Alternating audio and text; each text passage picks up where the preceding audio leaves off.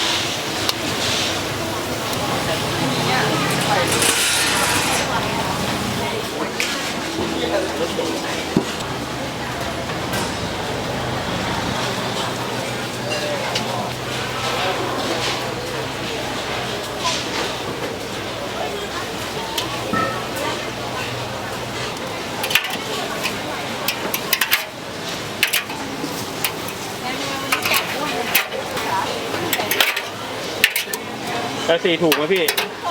เดียวกันผมเห็นในนั่นน่ะแล้วเด็กบางคนไม่อยากนี่นี่ได้ไก่ถูกไหม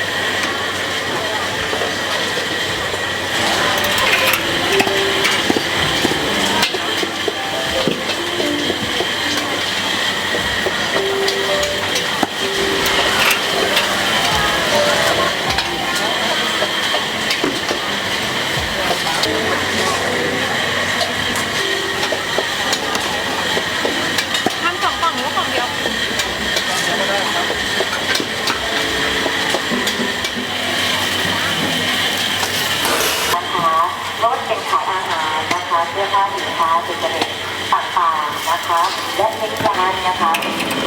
แห่งเดียวนะคะคือรถอะไรทางตลาดบุรพานะคะซอย5 ล้านสเต็กในแปลงร้านค้าใดที่จอดรถอยู่ในบริเวณตลาดท่านจะต้องถูกล็อกล้อ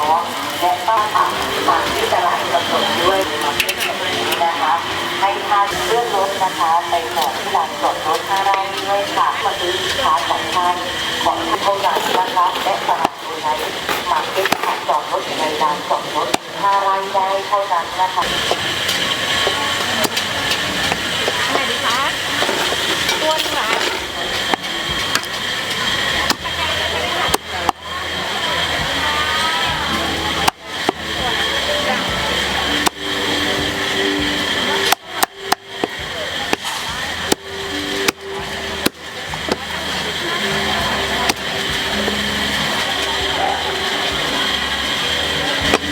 ได้เลยครับพี่ได้ครับผม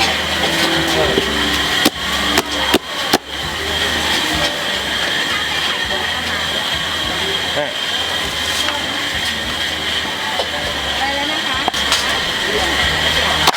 น้ำมันกลางๆเอาลูก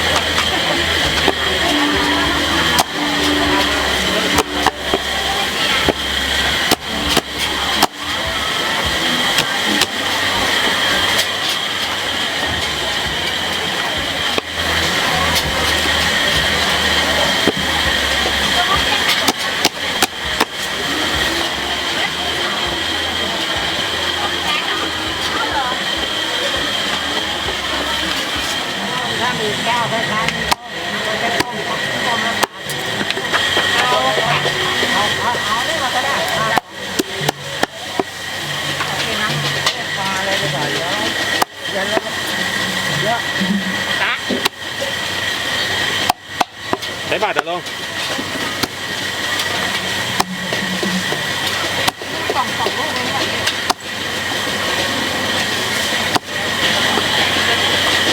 ไม่โดนเลยไม่ได้แล้วก็ไม่มาเดี๋ยวจะขายไปโมโม อ๋อ ก่อนข้าวไปไหนก็ไม่ก่อนจ้า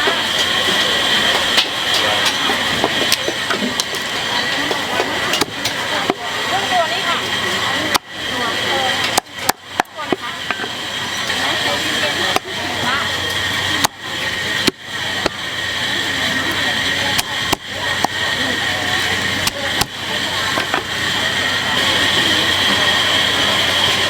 ดูกันนะจ๊ะพี่